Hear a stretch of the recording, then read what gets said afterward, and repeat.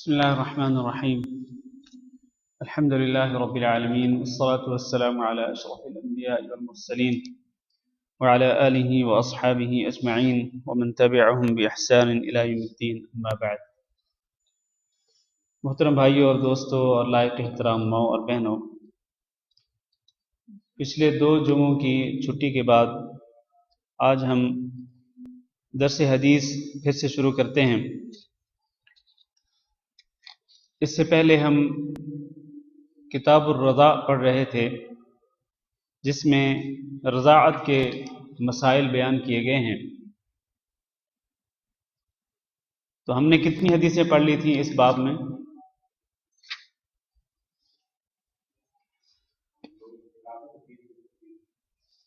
نہیں، اس باب میں ہم نے کتنی حدیثیں پڑھی تھیں؟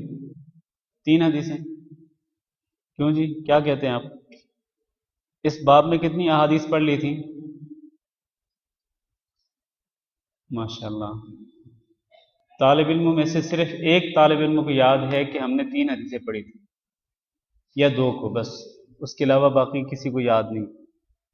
یہ تو ہے ہماری حالت۔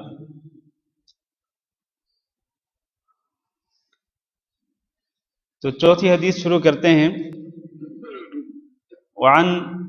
وعنها رضی اللہ عنہ قالت دخل علی رسول اللہ صلی اللہ علیہ وسلم وعندي رجل فقال يا عائشة من هذا؟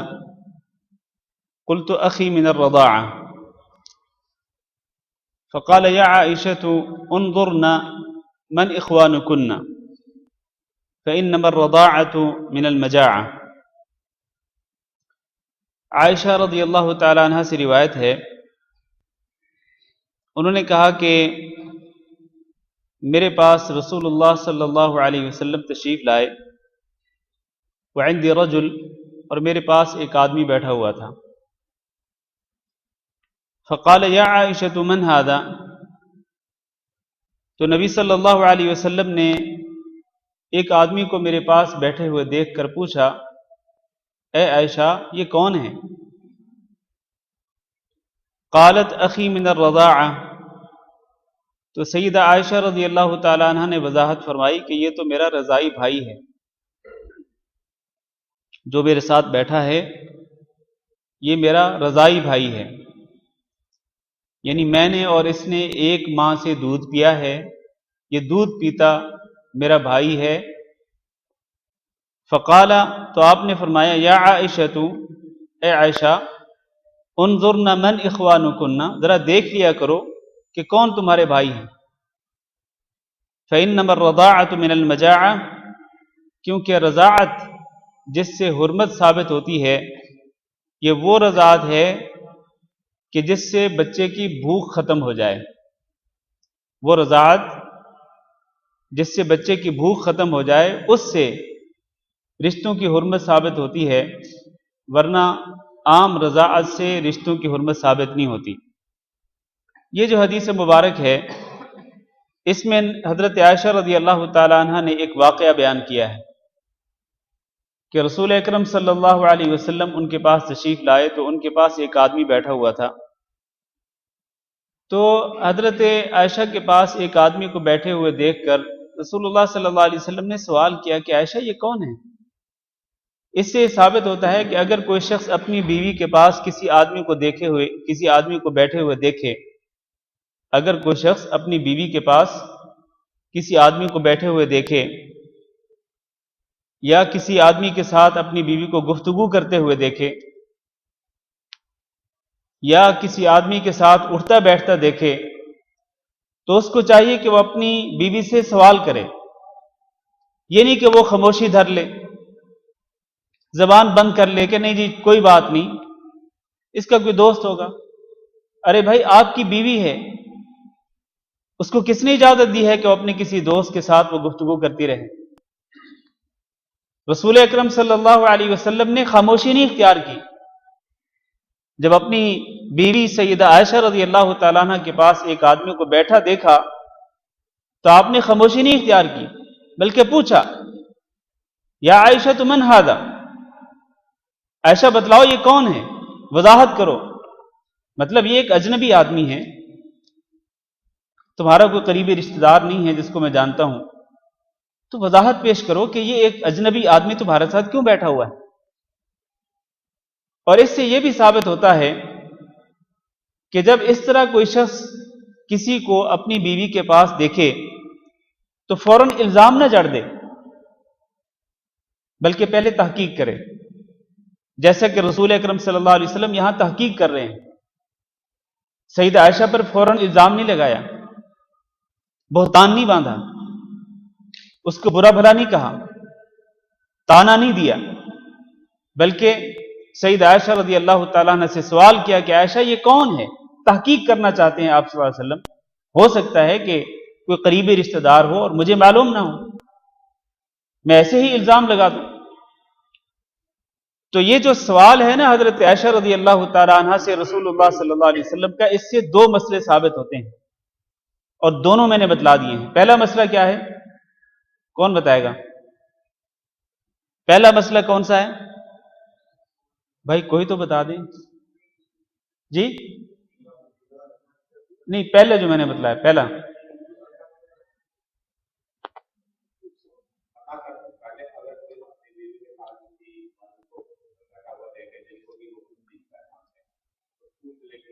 ہاں، وہاں پر خاموشی نہیں اختیار کرنی چاہیے، خاموشی اختیار کرنا درست نہیں ہے، بلکہ سوال کرنا چاہیے، پوچھنا چاہیے، تاکہ بیوی کو بھی یہ پتا ہو کہ میرا خاوند مجھ سے سوال کرتا ہے، مجھ سے پوچھ گچھ کرتا ہے، مجھے آزاد نہیں چھوڑتا۔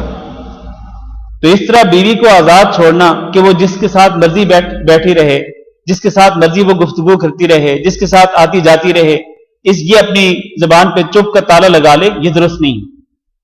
پہلی تو یہ بات ثابت ہوتی ہے کہ خاموشی نہیں اختیار کرنی چاہیے، بلکہ سوال کرنا چاہیے، پوچھنا چاہیے، تاکہ بیوی کو یہ پتا ہو کہ میرا خاوند مجھ سے سوال و جواب کرتا ہے اور مجھے آزاد نہیں چھوڑتا۔ دوسری بات جو ثابت ہوتی ہے وہ کیا ہے؟ کہ الزام نہیں لگانا چاہیے فوری طور پر، بلکہ الزام لگانے سے پہلے تحقیق کر لینی چاہیے، جیسا کہ رسول اکرم صلی اللہ علیہ وسلم نے جو سوال کیا کہ یہ کون ہے عائشہ، اس سے ثابت ہوتا ہے کہ پہلے تحقیق کرنی چاہیے، اس کے بعد آگے کوئی بات کرنی چاہیے۔ تو حضرت عائشہ رضی اللہ تعالیٰ عنہ نے کیا جواب دیا؟ فرمایا اخی من الرضاعہ، اے اللہ کے رسول یہ تو میرا رضائی بھائی ہے، یعنی میں نے اور اس نے ایک عورت کا دودھ پیا ہے، تو گویا کہ یہ میرا بھائی ہے، تو اس لیے میں نے اس کو اپنے پاس بیٹھنے کی اجازت دی ہے۔ اب نبی صلی اللہ علیہ وسلم نے ایک مسئلہ بتلا دیا، اور یہ مسئلہ بڑا اہم ہے۔ فرمایا یا عائشہ، اے عائشہ، انظرن من اخوانکن، ذرا دیکھ لیا کرو، تحقیق کر لیا کرو کہ کون تمہارے رضائی بھائی ہوتے ہیں اور کون نہیں ہوتے ہیں، کس کے ساتھ رضاعت ثابت ہوتی ہے اور کس کے ساتھ نہیں ہوتی، ذرا تحقیق کر لیا کرو۔ رضاعت کیا ہوتی ہے؟ جس سے ایک شخص بھائی بن جاتا ہے، رضاعت ثابت ہوتی ہے، اور رضاعت کے ذریعے حرمت ثابت ہوتی ہے۔ وہ رضاعت ہے کیا؟ فرمایا انما الرضاعۃ من المجاعہ، وہ رضاعت جس کے ساتھ حرمت ثابت ہوتی ہے اور جس کے ساتھ ایک اجنبی آدمی بھائی بن جاتا ہے، یہ وہ رضاعت ہے کہ جو بچپن میں ہو، دودھ پینے کی مدت میں ہو، اور بچے کی بھوک بغیر دودھ پیے ختم نہ ہو سکتی ہو۔ آپ کو معلوم ہے نا کہ بچہ جب چھوٹا ہوتا ہے، جب اپنی ماں کا دودھ پی رہا ہوتا ہے، تو اس کی بھوک ختم نہیں ہوتی جب تک کہ اپنی ماں کا دودھ نہ پیے، بھوک ختم نہیں ہوتی جب تک کہ وہ اپنی ماں کا دودھ نہ پیے۔ اور یہ کب ہوتا ہے؟ جب وہ دودھ پینے کی مدت میں دودھ پی رہا ہو، اور دودھ پینے کی مدت کیا ہے؟ 2 سال، جیسا کہ قرآن مجید میں اس کی وضاحت کر دی گئی کہ والوالدات یرضعن اولادہن حولین کاملین، کہ مائیں اپنے بچوں کو 2 مکمل سال دودھ پلائیں۔ تو تمام ائمہ کرام کے اس بات پر اتفاق ہے کہ دودھ پلانے کی مدت 2 سال ہے، سوائے امام ابو حنیفہ رحمہ اللہ کے، کہ وہ یہ کہتے ہیں کہ دودھ پلانے کی مدت 2.5 سال ہے۔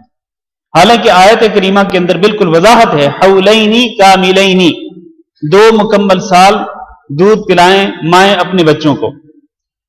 تو وہ رضاعت جس کے ساتھ حرمت ثابت ہوتی ہے، یہ وہ کون سی رضاعت ہے؟ اس کے لیے 2 چیزیں سامنے رکھنی چاہیے، میری بات غور سے سنتے رہیں۔ وہ رضاعت جس کے ساتھ حرمت ثابت ہوتی ہے، وہ رضاعت وہ ہے کہ جس کے لیے 2 چیزیں ضروری ہیں۔ ایک یہ کہ رضاعت کب ہو؟ دودھ پینے کی مدت میں، یعنی بچپن کے اندر ہو، 2 سال سے پہلے رضاعت ہو۔ جب ایک بچہ ایک ماں کا دودھ پیے یا ایک بچی اپنی ماں کا دودھ پیے تو کب پیے؟ وہ 2 سال کی مدت، 2 سال کی عمر سے پہلے مدت جو دودھ پینے کی ہے اسی مدت کے اندر اس نے دودھ پیا ہو تو رضاعت ثابت ہوگی۔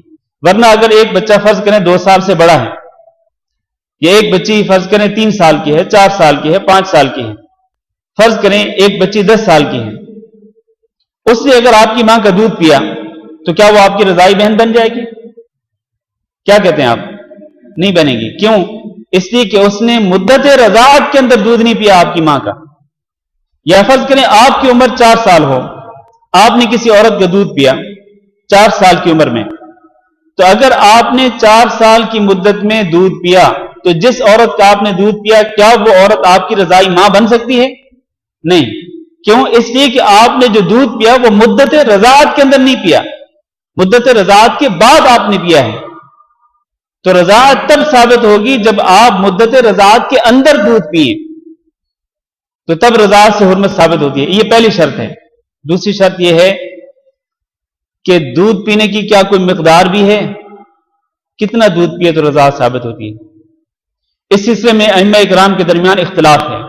بعض ائمہ اکرام یہ کہتے ہیں کہ کوئی بچہ ایک بچہ یا بچی جب ایک مرتبہ دودھ پی لیں تو اس کے ساتھ رضاعت ثابت ہو جاتی ہے۔ بعض ائمہ دین کا یہ کہنا ہے کہ 5 مرتبہ، کم از کم بچہ 5 مرتبہ دودھ پیے، اپنی مرضی سے دودھ پینا شروع کرے، اپنی مرضی سے وہ دودھ پینا ختم کرے، 5 مرتبہ اس طرح کرے، سیر ہو کر کے وہ دودھ پیے تو اس کے ساتھ رضاعت ثابت ہوتی ہے۔ بعض حضرات کا یہ کہنا ہے کہ نہیں، 10 مرتبہ بچہ 10 مرتبہ ایک عورت کا دودھ پیے تو اس کے ساتھ رضاعت ثابت ہوتی ہے۔ لیکن اس سلسلے میں جو صحیح ترین مسلک ہے وہ 5 مرتبہ دودھ پینے کا ہے، کیونکہ حدیث میں موجود ہے، حضرت عائشہ رضی اللہ تعالیٰ عنہ کی حدیث میں وہ بیان کرتی ہیں کہ قرآن مجید کے اندر ایک آیت نازل ہوئی جس میں حکم دیا گیا کہ جب بچہ 10 مرتبہ دودھ پیے تو رضاعت ثابت ہوگی، لیکن اللہ تعالیٰ نے اس آیت کو منسوخ کر دیا۔ اس کے بعد اللہ تعالیٰ نے 5 رضاعت کا حکم دیا کہ 5 مرتبہ ایک بچہ اپنی مرضی سے دودھ پیے اور دودھ ختم کر لے، دودھ پینا ختم کر لے تو اس کے ساتھ رضاعت ثابت ہوگی۔ اس سے معلوم یہ ہوا کہ فرض کریں ایک بچہ 1 مرتبہ، 2 مرتبہ، 3 مرتبہ کسی عورت کا دودھ پیتا ہے تو اس کے ساتھ 4 مرتبہ دودھ پیتا ہے تو اس کے ساتھ رضاعت ثابت نہیں ہوگی۔ رضاعت تب ثابت ہوگی جب وہ کم از کم 5 مرتبہ دودھ پیے تو رضاعت ثابت ہوگی۔ اب فرض کریں ایک لڑکی ہو، اس نے آپ کی ماں کا دودھ پیا ہو، لیکن صرف 1 مرتبہ دودھ پیا، 2 مرتبہ پیا، 3 مرتبہ پیا یا 4 مرتبہ پیا، اور آپ کی ماں کو پتہ ہے کہ اس لڑکی نے میرا دودھ پیا 3 سے 4 مرتبہ یا 1 2 3 4 مرتبہ پیا، تو کیا وہ بچی آپ کی رضائی بہن ہوگی؟ نہیں ہوگی، کیونکہ اس نے رضاعت کی مقدار مکمل نہیں کی، اور رضاعت کی مقدار کتنا ہے؟ 5 مرتبہ، کم از کم 5 مرتبہ دودھ پینا۔ اسی طرح اگر آپ نے کسی عورت کا دودھ پیا، آپ بچپن میں تھے، مدت رضاعت میں آپ نے کسی عورت کا دودھ پیا 1 مرتبہ یا 2 مرتبہ یا 3 یا 4 مرتبہ پیا، تو جس عورت کا آپ نے دودھ پیا تو کیا وہ آپ کی رضائی ماں بن جائے گی؟ اور اس کی جو اولاد ہوگی کیا وہ آپ کے رضائی بہن بھائی ہوں گے؟ نہیں۔ کیوں نہیں ہوں گے ایسے؟ اس لیے کہ آپ نے رضاعت کی مقدار مکمل ہی نہیں کی، اور وہ ہے کم از کم 5 مرتبہ دودھ پینا۔ اس حدیث کے اندر بھی یہی مسئلہ بیان کیا حضرت عائشہ رضی اللہ تعالیٰ عنہ کے لیے نبی صلی اللہ علیہ وسلم نے کہ انما الرضاعۃ من المجاعہ، کہ رضاعت جس کے ساتھ حرمت ثابت ہوتی ہے، رشتے کی حرمت ثابت ہوتی ہے، یہ وہ رضاعت ہے کہ جو مدت رضاعت کے اندر ہو اور بچے کی بھوک جو ہے وہ رضاعت کے ساتھ ختم ہوتی ہو تو اس کے ساتھ رضاعت ثابت ہوتی ہے۔ ورنہ ایسی رضاعت جو کہ مدت رضاعت کے اندر نہ ہو یا 5 سے کم مقدار ہو، اس کی 5 سے کم مرتبہ اس نے دودھ پیا ہو تو اس کے ساتھ رضاعت ثابت نہیں ہوتی ہے۔ یہ مسئلہ واضح ہو گیا؟ کسی کے ذہن میں اشکال ہو تو؟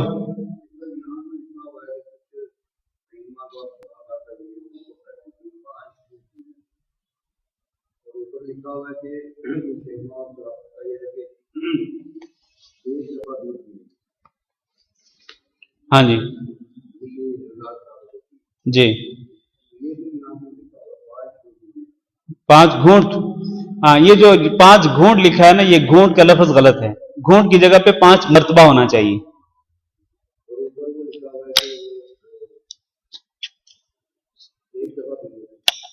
ہاں ایک دفعہ ٹھیک ہے، وہ ایک مسلک ہے، جیسا کہ میں نے خود بتلایا ہے پہلے کہ یہ ائمہ کرام کے مابین اختلاف پایا جاتا ہے۔ بعض ائمہ دین یہ کہتے ہیں کہ 1 مرتبہ دودھ پینے سے رضاعت ثابت ہوتی ہے، بعض یہ کہتے ہیں کہ 5 مرتبہ دودھ پینے سے رضاعت ثابت ہوتی ہے، اور بعض یہ کہتے ہیں کہ 10 مرتبہ دودھ پینے سے رضاعت ثابت ہوتی ہے۔ لیکن ان تینوں اقوال میں سے جو صحیح ترین قول ہے، جو صحیح ترین مسلک ہے، وہ وہی ہے جس کی دلیل حضرت عائشہ رضی اللہ تعالیٰ عنہ کی حدیث ہے، اور میں نے آپ کے سامنے ذکر کی ہے کہ 5 مرتبہ کم از کم بچہ دودھ پیے سیر ہو کر، 5 مرتبہ سیر ہو کر دودھ، 5 گھونٹ پینا نہیں ہے۔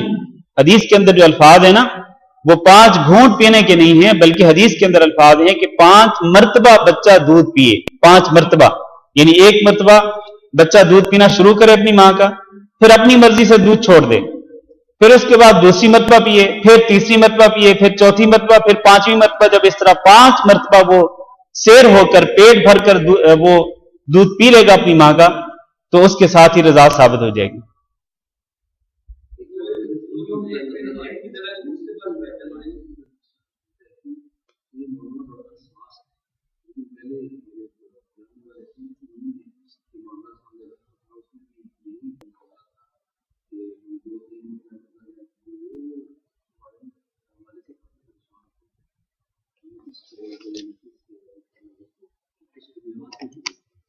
جی میں نے جو اختلاف ذکر کیا ہے، اس اختلاف کو ذکر کرنے کے بعد میں نے جو صحیح ترین مسلک بتلایا ہے وہ 5 مرتبہ دودھ پینے کا ہے، اور وہ بھی تب جب کہ وہ 5 مرتبہ دودھ مدت رضاعت کے اندر پیا جائے، یعنی 2 سال سے کم مدت میں، 2 سال سے کم عمر میں دودھ پیا جائے، اس سے زیادہ نہیں۔ جو یہ 2 باتیں ہیں نا، یہ کہ مدت رضاعت کے اندر ہو رضاعت، اور دوسرا کم از کم 5 مرتبہ ہو، یہ 2 باتیں ہیں۔ مدت رضاعت کی دلیل کیا ہے؟ وہ یہی حدیث ہے۔ جہاں تک کتنی مرتبہ دودھ پیا جائے یا کتنا دودھ پیا جائے تو اس کے بعد پھر رضاعت ثابت ہوتی ہے، تو اس کی دلیل حضرت عائشہ رضی اللہ تعالیٰ عنہ کی حدیث جو میں نے ابھی ذکر کی ہے، یہاں نہیں ہے، وہ اس کتاب کے اندر نہیں ہے۔ اس کی وجہ کیا ہے؟ اس کی وجہ یہ ہے کہ وہ حدیث سنن ترمذی کے اندر ہے، اور اس کتاب کے اندر وہ حدیث ہیں جو صحیح بخاری اور صحیح مسلم کی ہیں فقط، تو وہ متفق علیہ احادیث ہیں۔ بلکہ وہ حضرت عائشہ رضی اللہ تعالیٰ عنہ کی جو حدیث ہے، بھائی اعظم صاحب، حضرت عائشہ رضی اللہ تعالیٰ عنہ کی جو حدیث ہے نا، جو 5 مرتبہ دودھ پینے کے بارے میں ہے، وہ صحیح مسلم کے اندر بھی ہے، وہ لیکن صحیح بخاری میں نہیں ہے۔ اگر صحیح بخاری میں بھی ہوتی تو یہاں بھی ہوتی وہ، لیکن وہ صرف صحیح مسلم کے اندر ہے، اور باقی حدیث کی کتابوں کے اندر بھی ہے، صحیح بخاری میں نہیں ہے، تو وہ حدیث صحیح ہے وہ۔ اس لیے صحیح ترین مسلک یہی ہے کہ کم از کم 5 مرتبہ بچہ دودھ پیے تو اس سے رضاعت ثابت ہوگی، ورنہ نہیں ہوگی۔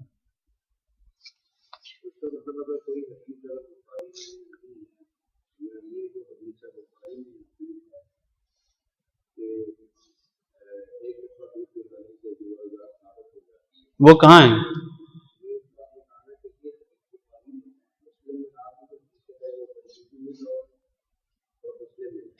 نہیں، 1 مرتبہ دودھ پلانے والی حدیث صحیح بخاری میں کہاں ہے؟ وہ نہیں ہے۔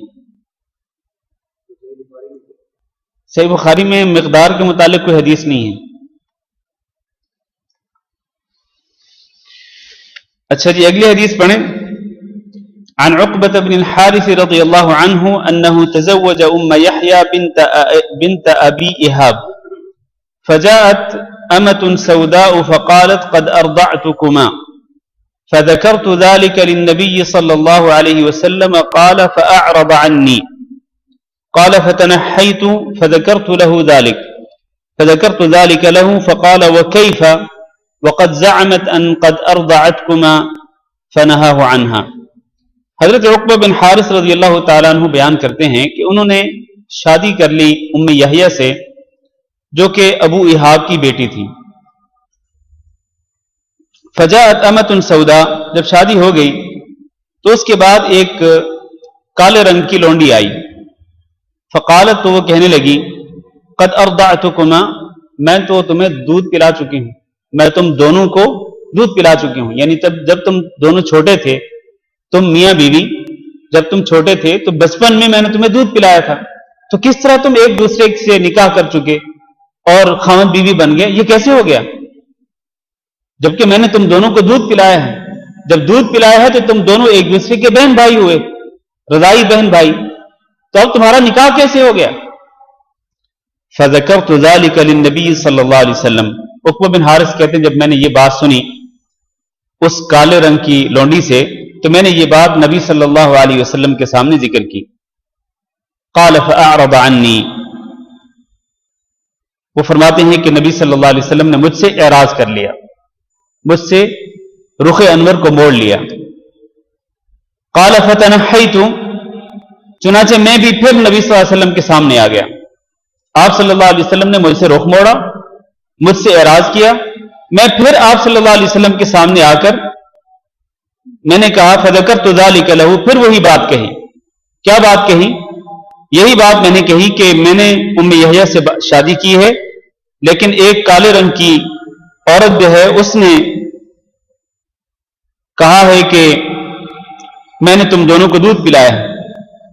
فقال، تو آپ صلی اللہ علیہ وسلم نے فرمایا وکیف، اور کیسے ہو سکتا ہے؟ یعنی اب تم خاوند بیوی کے طور پر کیسے زندگی گزار سکتے ہو؟ وقد زعمت، حالانکہ وہ عورت دعویٰ کر چکی ان قد ارضعتکما، کہ اس نے تم دونوں کو دودھ پلایا ہے. اس حدیث سے کیا مسئلہ ثابت ہوتا ہے؟ اس حدیث سے یہ مسئلہ ثابت ہوتا ہے کہ اگر ایک شخص ایک عورت سے شادی کر لے، اس کے بعد ان دونوں کو پتہ چلے کہ وہ دونوں ایک دوسرے کے رضائی بہن بھائی ہیں، تو فوری طور پر نکاح ختم ہو جائے گا، فوری طور پر نکاح ختم ہو جائے گا. جیسے کہ اس کو عقبہ بن حارث رضی اللہ تعالیٰ عنہ کو وہ کالے رنگ کی لونڈی نے آ کے بتلایا کہ میں نے تمہیں اور تمہاری بیوی کو دودھ پلایا ہے اور تم دونوں رضائی بہن بھائی ہو. تو نبی صلی اللہ علیہ وسلم کے پاس جب یہ بات پہنچی تو آپ صلی اللہ علیہ وسلم نے یہ نہیں کہا کہ چلو کوئی بات نہیں اب تو نکاح ہو گیا. یہ نہیں فرمایا آپ نے کہ اب تم اس زواجی زندگی گزارتے رہو، نہیں، بلکہ فرمایا کہ یہ کیسے ہو سکتا ہے کہ اس نے یہ دعویٰ کیا ہے کہ اس نے تم دونوں کو دودھ پلایا ہے اور اب تم پھر ازدواجی زندگی جاری رکھو اور خاوند بیوی کے طور پر زندگی گزارو. یہ کیسے ہو سکتا ہے؟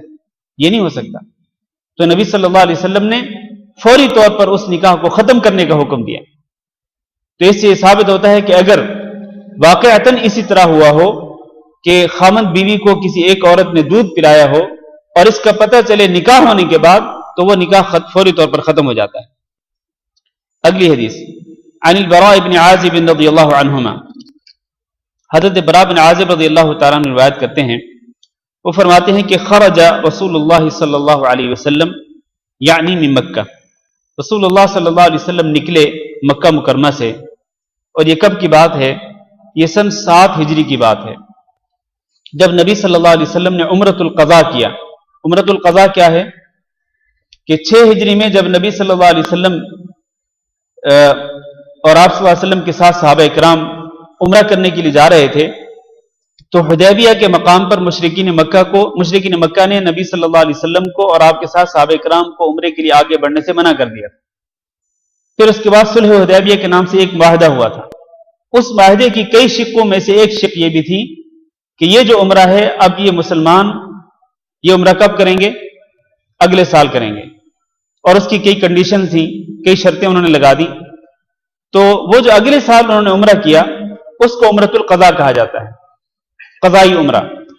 تو قضائی عمرہ کرنے کے بعد جب رسول اللہ صلی اللہ علیہ وسلم مکہ مکرمہ سے واپس نکلے تو کیا ہوا؟ ایک واقعہ پیش آیا. وہ واقعہ کیا ہے؟ فتبعتهم ابنۃ حمزہ، ان مسلمانوں کے پیچھے پیچھے دوڑنے لگی حمزہ رضی اللہ تعالیٰ عنہ کی بیٹی. تنادی، وہ پکار رہی تھی، یا عمو یا عمو، اے چچا جان اے چچا جان. یعنی وہ یہ کہہ رہی تھی، وہ بچی وہ یہ کہہ رہی تھی کہ اے چچا جان مجھے بھی اپنے ساتھ لے کے جائیں، اے چچا جان مجھے بھی اپنے ساتھ مدینہ منورہ میں لے کے جائیں.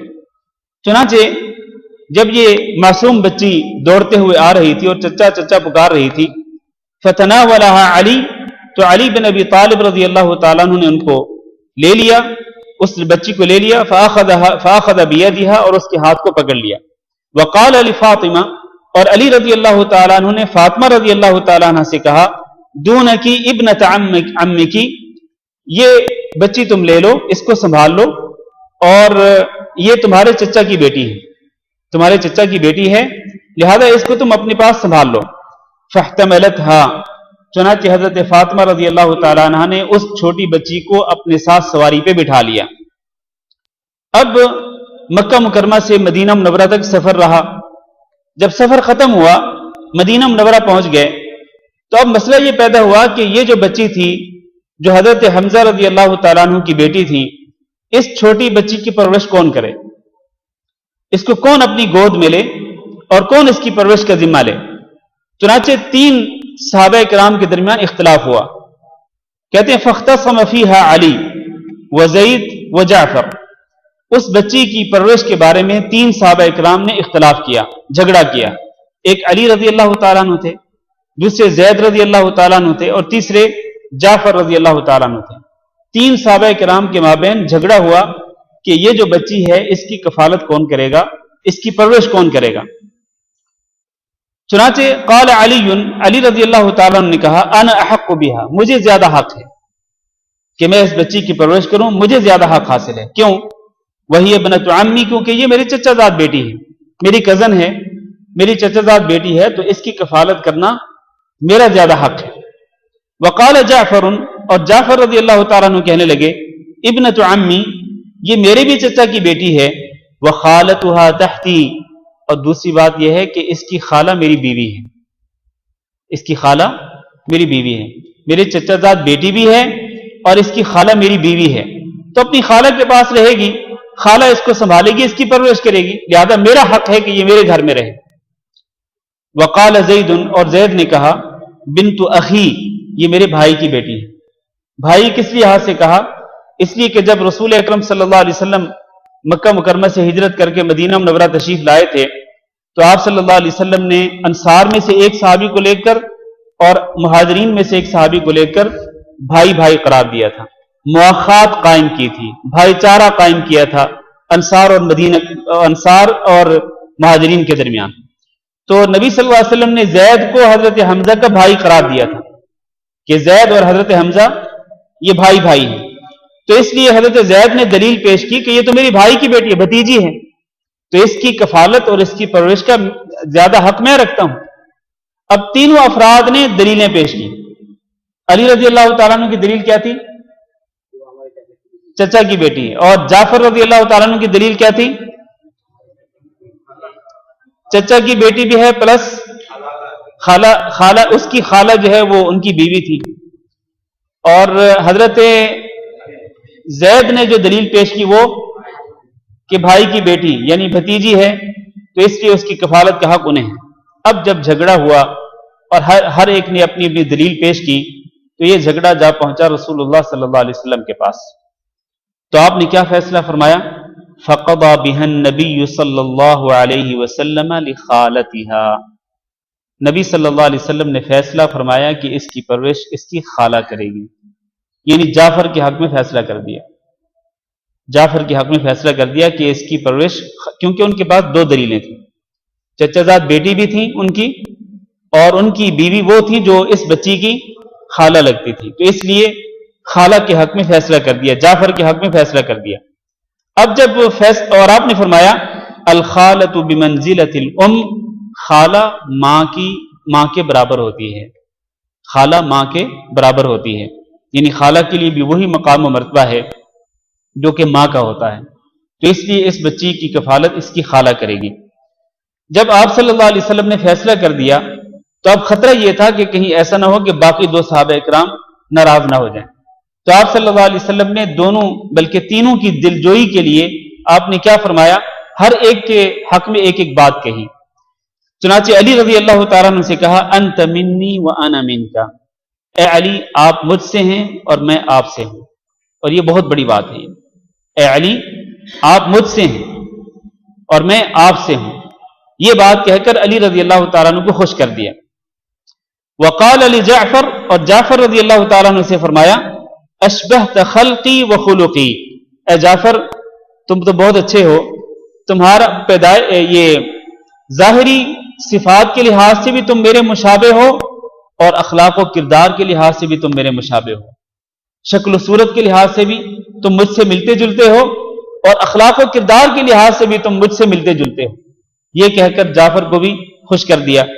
وقال علی زید، اور زید رضی اللہ تعالیٰ عنہ سے کہا، انت اخونا و مولانا، کہ اے زید آپ ہمارے بھائی ہیں اور آپ ہمارے دوست ہیں، ہمارے بھائی اور ہمارے دوست ہیں۔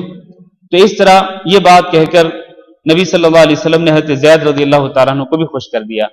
اس سے یہ بات بھی ثابت ہوتی ہے کہ کسی شخص کو مولانا کے لفظ سے یاد کیا جا سکتا ہے، کسی شخص کو مولانا کہا جا سکتا ہے، جیسا کہ نبی صلی اللہ علیہ وسلم نے حضرت زید کو کہا تھا کہ انت اخونا و مولانا، آپ ہمارے بھائی ہیں اور ہمارے مولا ہیں۔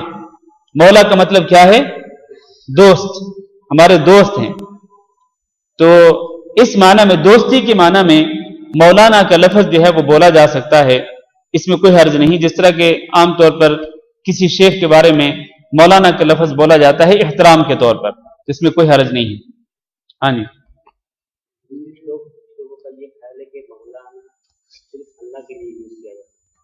جی، وہ جو لوگ یہ کہتے ہیں کہ لفظ مولا جو ہے یہ صرف اللہ کے لیے استعمال کیا جا سکتا ہے، ان کی دلیل وہ سورۃ بقرہ کی آخری آیت ہے، انت مولانا فانصرنا علی القوم الکافرین۔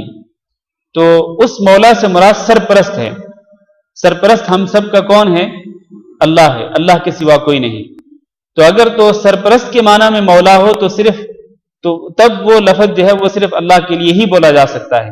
لیکن جیسا کہ میں نے پہلے کہا ہے، پہلے کئی مرتبہ کہہ چکا ہوں کہ ایک لفظ عربی زبان میں اس کے کئی معنی ہوتے ہیں، کئی اس کے مفاہیم ہوتے ہیں، اور عربی زبان بڑی جامع زبان ہے۔ تو اگر دوست کے معنی میں ہو تو کوئی حرج نہیں، یہ مولا کا لفظ کسی عام آدمی کے لیے بھی بولا جا سکتا ہے، کوئی حرج نہیں ہے اس میں۔ یہ وہی ہیں، ہاں جی، جی، یہ وہی ہیں۔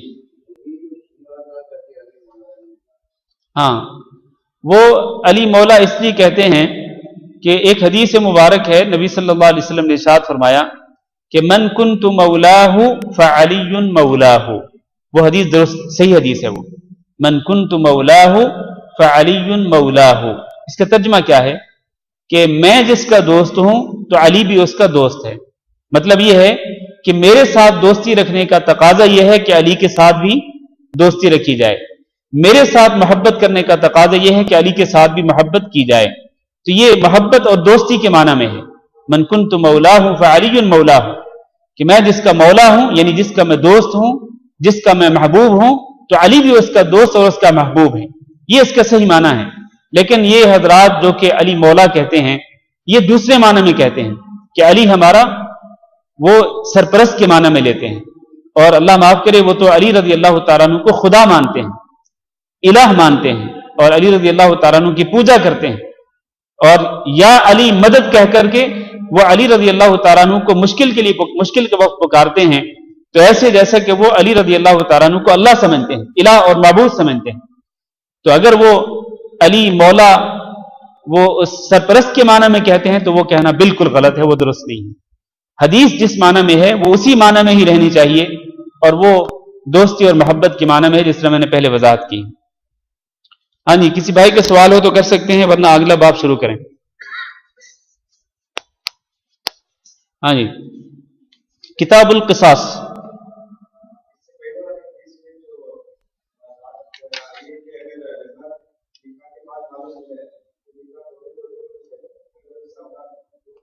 تب بھی اولاد جو ہو گئی سو ہو گئی، لیکن نکاح فوری طور پر ختم ہو جائے گا۔ جو اولاد ہو گئی ان کی نسبت تو ظاہر ہے کہ انہی کی طرف ہی ہوگی، لیکن جیسے ہی پتہ چلے گا تو اسی وقت فوری طور پر نکاح ختم ہو جائے گا۔ اور اولاد کہاں جائے گی؟ ظاہر ہے کہ اگر اولاد بڑی ہے تو اپنے باپ کے ساتھ رہے گی، اور اگر اولاد ایسی ہے جو ابھی ماں کی محتاج ہے تو ماں کے ساتھ رہے گی۔ ہاں جی، آگے شروع کریں. کتاب القصاص، قصاص کی کتاب، یعنی یہ حدیث قصاص کے مسائل کے بارے، یہ جو باب ہے یہ قصاص کے بارے میں ہے. عن عبد الله بن مسعود رضي الله عنه قال قال النبي صلى الله عليه وسلم لا يحل دم امرئ مسلم يشهد ان لا اله الا الله واني رسول الله الا باحدى ثلاث: الثيب الزاني والنفس بالنفس والتارك لدينه المفارق للجماعه. حضرت عبداللہ بن مسعود رضی اللہ تعالیٰ عنہ بیان کرتے ہیں کہ نبی صلی اللہ علیہ وسلم نے ارشاد فرمایا، کسی مسلمان کا خون حلال نہیں ہے جو یہ گواہی دیتا ہو کہ اللہ کے سوا کوئی معبود برحق نہیں اور میں یعنی محمد صلی اللہ علیہ وسلم اللہ کے رسول ہیں، الا باحدى ثلاث، مگر تین میں سے ایک کے ساتھ. کسی بھی توحید اور رسالت کی گواہی دینے والے مسلمان کی کہ خون کو بہانا حلال نہیں ہے مگر تین میں سے ایک شکل میں. تین میں سے ایک شکل میں اس کا خون بہانا حلال ہے. وہ تین شکلیں کیا ہیں؟ فرمایا الثیب الزانی، ایک تو شادی شدہ ہو اور شادی شدہ ہو کر بھی زنا کرے اور بدکاری کے ارتکاب کرے تو اس کا خون حلال ہے، اس کا خون حلال ہے. چنانچہ اس کو رجم کی سزا دے کر ختم کر دیا جائے گا، اس کو قتل کر دیا جائے گا رجم کی سزا دے کر، کیونکہ شادی شدہ ہے پھر بھی وہ بدکاری کے ارتکاب کرتا ہے تو اس کی سزا یہ ہے کہ اس کو رجم کر کے پتھر مار مار کر کے اس کو ختم کر دیا جائے. یہ پہلی شکل. دوسری شکل النفس بالنفس، جان کے بدلے جان. یہ ہوئی قصاص، جان کے بدلے جان، کہ اگر کسی نے کسی جان کو قتل کیا تو اب اس کے جو ورثاء ہیں، مقتول کے جو ورثاء ہیں، اگر وہ دیت پر راضی نہیں ہوتے اور وہ قصاص کا مطالبہ کرتے ہیں تو پھر بدلے میں قاتل کی گردن کو کاٹ دیا جائے گا اور اس کو مار دیا جائے گا. تو یہ قصاص میں بھی ایک شخص کا خون حلال ہو جاتا ہے. قصاص میں ایک شخص اگر قاتل ہو تو قتل کرنے کی وجہ سے اس کا خون حلال ہو جاتا ہے، یعنی اس کا خون بہانا جائز ہوتا ہے. تیسری شکل کیا ہے؟ وَالتَّارِكُ لِدِينِهِ، وہ شخص جو کہ اپنے دین کو چھوڑ دے، یعنی اسلام کو چھوڑ کر وہ مرتد ہو جائے. المفارق للجماعہ، مسلمانوں کی جماعت کو چھوڑ کر وہ کافروں کی جماعت میں شامل ہو جائے، دین اسلام کو چھوڑ کر وہ کوئی اور دین اختیار کر لے، تو اس شکل میں بھی اس کا خون بہانا جو ہے وہ جائز ہے. گویا کہ اس حدیث سے جو مسئلہ ثابت ہوتا ہے وہ یہ ہے، سب سے پہلی بات یہ کہ جو شخص توحید و رسالت کی گواہی دیتا ہو اس کا خون حلال نہیں ہوتا، یعنی اس کا خون بہایا نہیں جا سکتا. توحید و رسالت کی گواہی دینے والے شخص کا خون بہت ہی قیمتی ہے. اللہ کے نزدیک اس کے خون کی بہت بڑی فضیلت ہے اور بہت بڑا مقام و مرتبہ ہے. رسول اکرم صلی اللہ علیہ وسلم نے ارشاد فرمایا کہ اگر تمام اہل زمین ایک مومن کے خون میں شریک ہو جائیں، بات توجہ سے سنیں، اگر تمام اہل زمین ایک مومن کا خون بہانے میں شریک ہو جائیں، یعنی سارے کے سارے مل کر ایک مومن کو قتل کریں، تو اللہ تعالیٰ کے لیے کوئی مشکل نہیں کہ اللہ تعالیٰ اس ایک مومن کے خون کی وجہ سے تمام اہل زمین کو جہنم میں ڈال دے. اس سے اندازہ کر سکتے ہیں کہ ایک مومن کا خون کتنا قیمتی ہے، جبکہ آج یہی قیمتی خون جو ہے وہ پانی کی طرح بہہ رہا ہے. اور ہم غیروں کی بات کیوں کریں، ہم خود مسلمان آپس میں ایک دوسرے سے دست و گریباں ہیں اور ایک دوسرے کا خون بہا رہے ہیں، جیسے کہ ملک پاکستان میں ہو رہا ہے اور دیگر کئی ممالک میں اس طرح ہو رہا ہے. تو مومن کا خون جو ہے وہ انتہائی قیمتی ہے، انتہائی قیمتی ہے، اتنا قیمتی ہے کہ اللہ کے رسول نے فرمایا کہ اگر کعبے کو اس کی اصل جگہ سے ہٹا دیا جائے، یعنی کعبے کو اگر گرا دیا جائے تو یہ ہلکا ہے بنسبت اس کے کہ ایک مومن کا خون بہایا جائے. یعنی مومن کے خون کی حرمت اور اس کا تقدس جو ہے وہ کعبے کی حرمت اور اس کے تقدس سے بھی زیادہ ہے. ہاں، ایک مومن کا خون جو ہے وہ تین شکلوں میں سے کسی ایک شکل میں بہانا جائز ہے. ایک مومن کا خون تین شکلوں میں سے کسی ایک شکل میں بہانا جائز ہے. وہ تین شکلیں یہی ہیں جو حدیث میں بیان کی گئی کہ وہ شادی شدہ ہو، زانی ہو، اس کو رجم کر دیا جائے گا، اس کا خون بہانا ضروری ہے، اس کو مارنا ضروری ہے. دوسرا، اگر کوئی شخص قاتل ہے تو بدلے میں قصاص میں اس کو بھی قتل کر دیا جائے گا. اگر مقتول کے ورثاء اس کو معاف نہیں کرتے مقتول کے ورثاء دیت پر تاوان پر راضی نہیں ہوتے اور وہ قصاص کا مطالبہ کرتے ہیں تو عدالت اس قاتل کو قتل کر دے گی. اور تیسری شکل جو ہے وہ یہ ہے کہ ایک شخص مرتد ہو جائے تو مرتد ہونے کی شکل میں وہ شخص واجب القتل ہے، اس کو قتل کرنا ضروری ہے. سوال یہاں پر یہ ہے کہ یہ جو تین شخص ہیں، چاہے وہ شادی شدہ زانی ہو، قاتل ہو، مرتد ہو، ان تینوں میں سے کسی بھی شخص کو کوئی بھی شخص مار سکتا ہے. کون مارے گا اس کو؟ عدالت. حکومت یا عدالت جب یہ فیصلہ کرے گی کہ واقعتاً اس شخص نے جرم کیا ہے تو پھر حکومت جو ہے اس پر سزا نافذ کرے گی. عدالت جب فیصلہ کرے گی تو حکومت اس پر سزا نافذ کرے گی. تو یہ حکومت اور عدالت کا کام ہے، عام لوگوں کا کام نہیں ہے. واللہ عالم. وصلی اللہ وسلم علی نبینا محمد وعلی آلہ واصحابہ اجمعین.